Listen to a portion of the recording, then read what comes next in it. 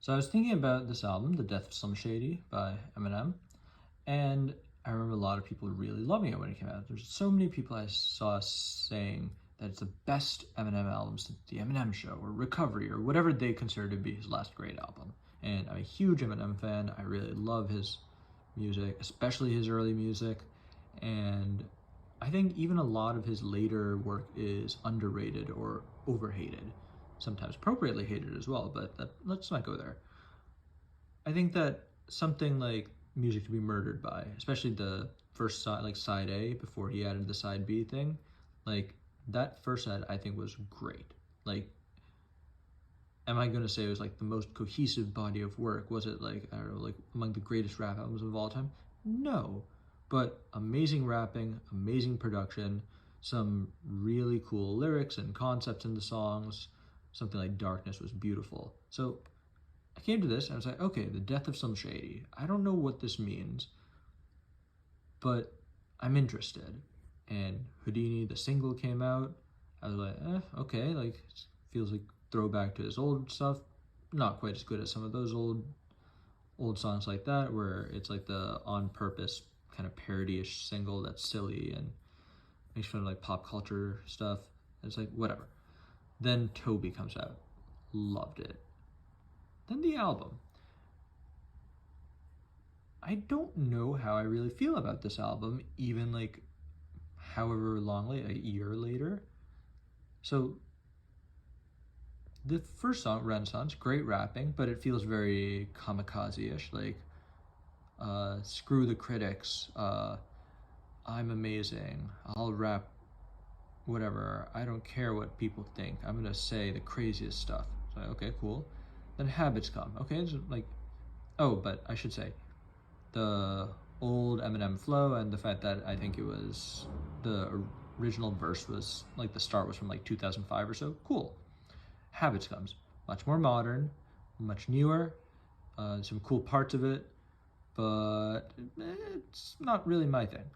And like it's not like I don't hate the song, but it wasn't really my thing. And then like this is where the transphobia comes into the album for the first time, I think.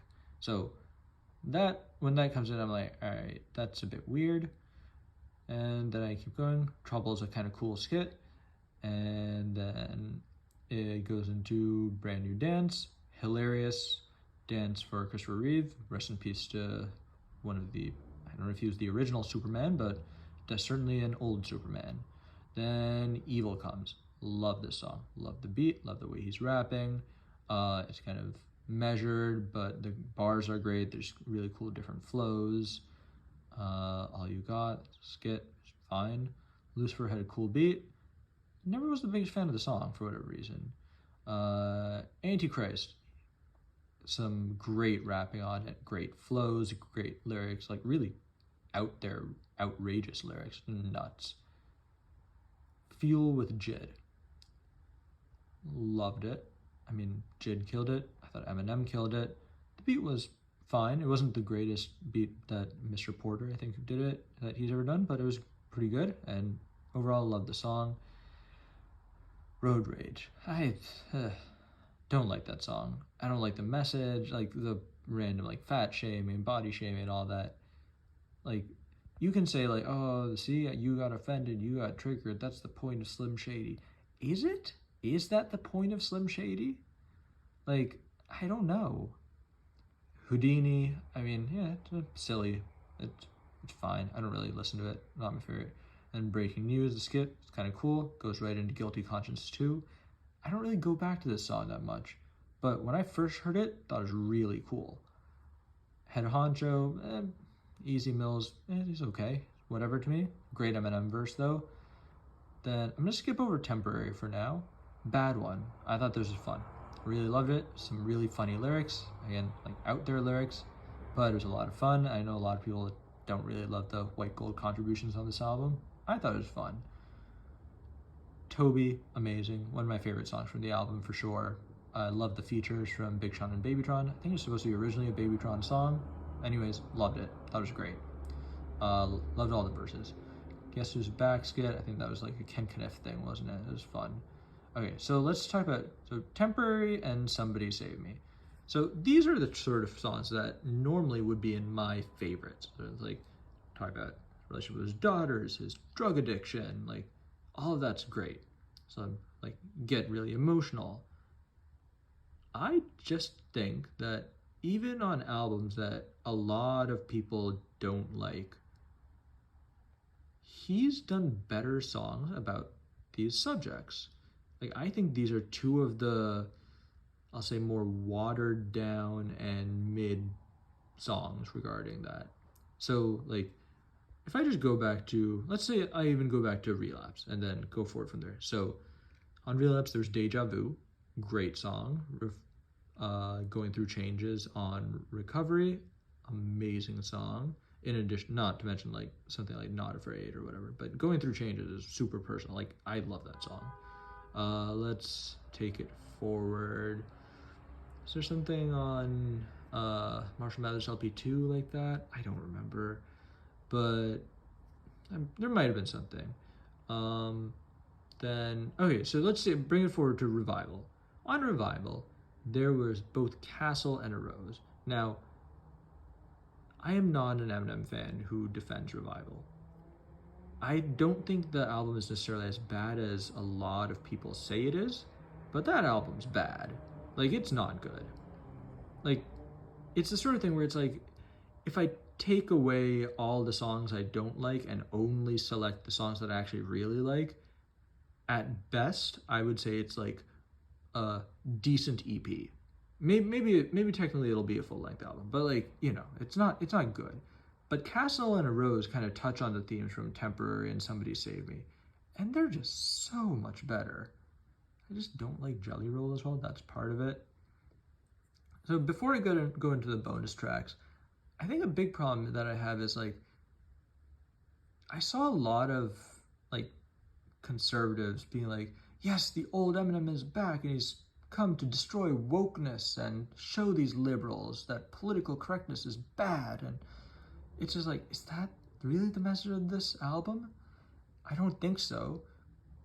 But, and while it feels like a satire about like what Slim Shady was at the time and like how like people asking for the old Eminem, like it doesn't really make sense to ask for Eminem to do that in this time. And if you were to update it with like modern references and stuff, like he shows on this project with like the Candace Owens stuff, the transphobic jokes, the fat shaming, like all the, the Caitlyn Jenner jokes, it just feels kind of lame and mean-spirited, but like without the edginess that it had like from his earlier work, or like the anger and the passion that felt like it was there.